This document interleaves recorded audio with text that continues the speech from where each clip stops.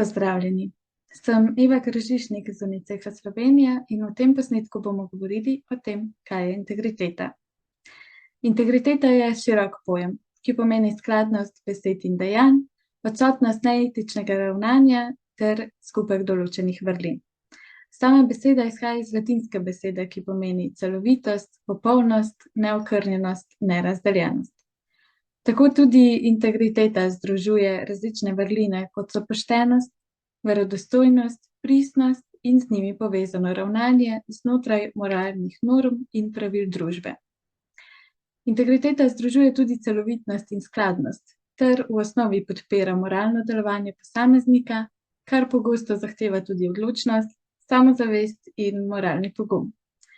Posamezniki z integriteto so iskreni do sebe in do drugih ter vztrajajo v moralnem vedenju. Njihova vedenja pa so skladna z njihovimi besedami. Javno in zasebno ustrezno predstavljajo svoje stališča, namen in predanost. Hkrati pa sprejemajo odgovornost za svoje občutke in svoje ravnanje. Integriteto lahko opredelimo tudi kot jasne vzorce obnašanja, ki so skladni z vrednotami, ki jih zagovarjamo, ter vključujejo empatijo in skrb za druge.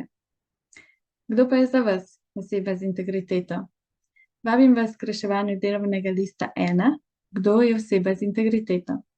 Pritisnite pavzo na posnetku, ustavite posnetek ter si vzemite, kolikor časa potrebujete za reševanje. Ko končate, se prosim vrnite k ogledu.